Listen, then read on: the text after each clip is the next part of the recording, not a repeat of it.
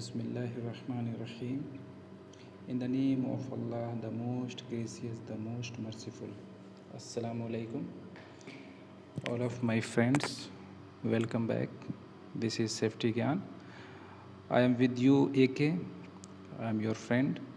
So today I discuss with you JSA, Job Safety Analysis. Everyone knows what is the JSA. In here, Kuwait, there are the two procedures working in client's company, JSA or second WPRA, or can say RA, risk assessment. So today I will discuss about JSA. JSA क्या है? JSA is the full form of the job safety analysis. You can see here what is the JSA? It is a simple method to identify the hazards for a specific job and related to control measures. ये बहुत आसान सा methods है, तरीका है, process है जिसके through आप किसी भी काम के अंदर में, स्पेसिफिक काम के अंदर में आप हज़ार्ड्स को कैसे आइडेंटिफाई करते हैं और क्या कंट्रोल मेजर्स लेते हैं, क्या प्रिकॉशन लेते हैं। तो इसके डिटेल्स में अगर आप जानेंगे कि JSA क्या है, तो JSA का फुल फॉर्म जैसा कि मैंने आपको बता दिया, job safety analysis. JSA stands for job safety analysis. Second, it is to be completed before start a new job. किसी भी काम को शुरू करने से पहले JSA रेडी होना चाहिए, कंप्लीट होना चाहिए, विद साइन के साथ वैलिड होना चाहिए। Third is, it is clearly defines the specific job, equipment and tools to be used, specific hazards of the job and preventive measures to be taken. और JSA के अंदर में ये डिफाइंस करता है, ये बताता है कि काम क्या है, स्पेसिफिक जॉब क्या है, कौन सा इक्विपमेंट यूज़ हैं, जैसे आप क्रेन यूज़ कर रहे हैं, मैन लिफ्ट यूज़ कर रहे हैं या एक्सकैवेटर यूज़ कर रहे हैं, JCB यूज़ कर रहे हैं, तो कौन कौन सा इक्विपमेंट है और टूल्स में आप कौन कौन सा टूल्स यूज़ कर रहे हैं, सेवल्स, पिकेक्स और कौन कौन सा टूल्स यूज़ कर रहे हैं, वो सारी चीज़ें मेंशन होती है। उसमें क्या क्या हज़ार्ड्स हैं, स्पेसिफिक हज़ार्ड्स, लाइक अगर आप एक्सकैवेशन एक्टिविटी कर रहे हैं तो हज़ार्ड्स में क्या है, chance to collapse the soil, chance to fall the person, chance to collapse the equipment, collapse material, fall down material, ठीक है। तो और chance to lack of oxygen, toxic gases, तो फ्लेमेबल गैसेस, ये सारी चीज़ें हज़ार्ड्स में आ गए जॉब के अंदर। एंड प्रिवेंटिव मेजर्स, अगर ये सारी चीज़ें हैं तो आपको वहाँ पे क्या करना है, क्या preventive measures to be taken. तो आप प्रिवेंटिव मेजर्स में क्या ले सकते हैं। सबसे पहली बात है, अगर आप एक्सकैवेशन एक्टिविटी में हैं तो आपको ये मालूम होना चाहिए कि सोयल कंडीशन क्या है, मीडियम सोयल है, लूज सोयल है, हार्ड सोयल है। There are the 3 category in soil.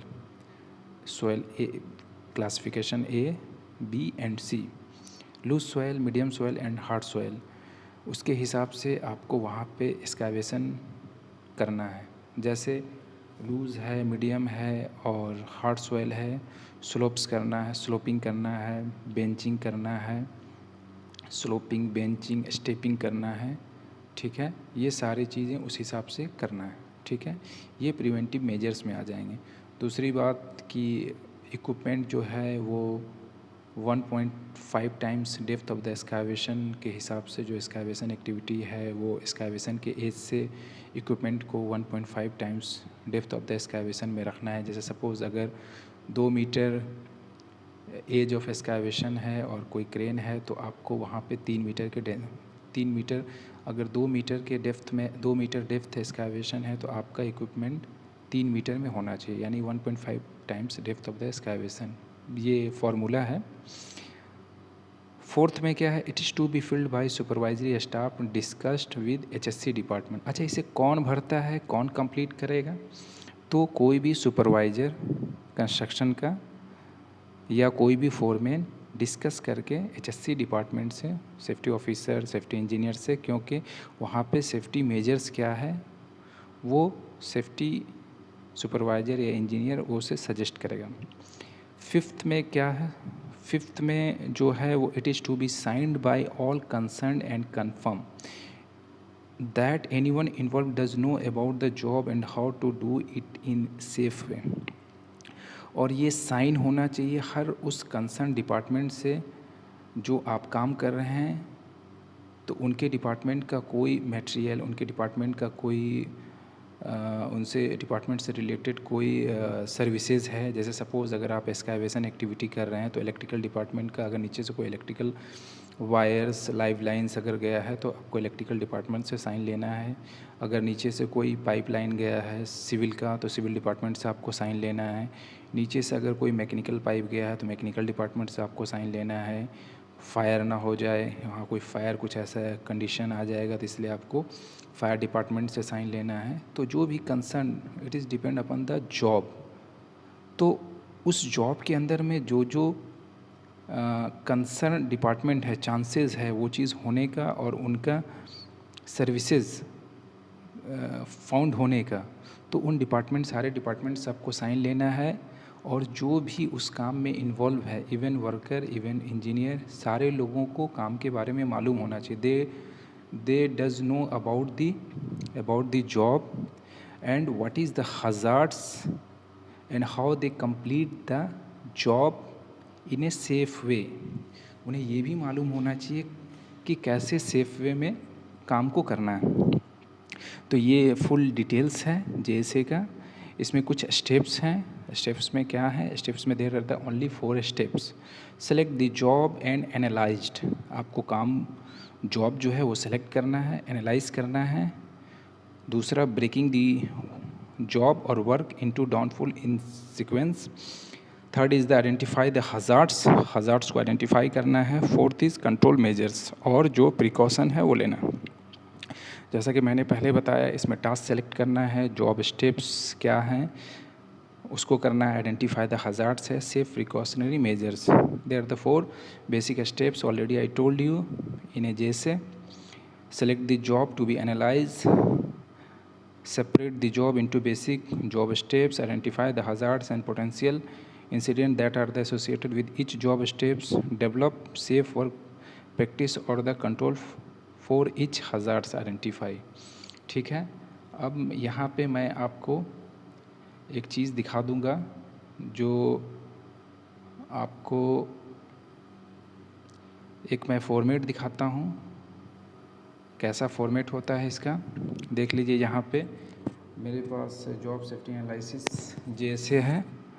तो जैसे यहाँ पे जॉब डिस्क्रिप्शन में क्या है, कोल्ड कटिंग है, यानी जॉब कोल्ड कटिंग हो गया। और यहाँ पे देख सकते हैं आप, ब्रेकिंग दी जॉब जैसा सेकंड में आता है, इनटू डाउनफॉल इन सीक्वेंस, तो प्लानिंग करेंगे, सेकंड कोल्ड कटिंग करेंगे, थर्ड में जब सब कुछ कंप्लीट करेंगे तो wind up and the housekeeping. तो ये आपका सेकेंड स्टेप्स हो गया, यानी breaking the job, into downfall in sequence, third potential hazards. Potential hazards में आप देख सकते हैं प्रेजेंस ऑफ फ्लेमेबल और टॉक्सिक वेपर्स, ये हज़ार्ड्स हैं, फायर एक्सप्लोजन होने के चांसेस हैं। ठीक है। थर्ड में शट डाउन, अगर कोई नज़दीक में कोई फैसिलिटीज़ है, शट डाउन होने का चांसेस है। अनऑथराइज्ड वर्क है, ठीक है, डिफेक्टिव टूल्स भी हो सकते हैं कोल्ड कटिंग में।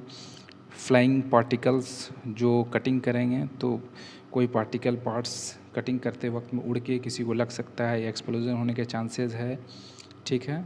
Exposure to harmful dust, dust भी आएंगे, कट और बर्न होने के चांसेस हैं।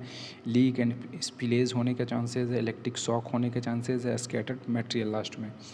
तो और यहाँ पे प्रिकॉशन में देख सकते हैं इसके हिसाब से रिलेटेड टू, तो इसमें क्या करना है, इंश्योर द पाइपलाइन को इंश्योर करना है, प्रॉपर आइसोलेट करना है। ठीक है। टॉक्सिक वेपर्स है, ये सारी चीज़ों को चेक करना है, और पॉसिबिलिटी हो तो वहाँ गैस टेस्ट करेंगे। Use the tool suitable hazards are the classification, और अगर वो जो है वो अगर गैसेज एरिया है तो वहाँ पे, या कन्फाइंड स्पेस एरिया है तो वहाँ पे एक्सप्लोजन प्रूफ हमें इंस्ट्रूमेंट यूज़ करना है। और कोई भी लाइट हमें डीसी लाइट यूज़ करना है, वो भी 24 आवर्स का, और एक्सप्लोजन प्रूफ होना चाहिए, जिसे इंस्टिंक्टली डिवाइस कहते हैं। इस तरह से और सारे बहुत से इसमें प्रिकॉशन हैं, वियर द सेफ्टी गॉगल्स और पीपीज रिगार्डिंग द जो भी जॉब से रिलेटेड है, ये सारी चीज़ें होंगे, ठीक है।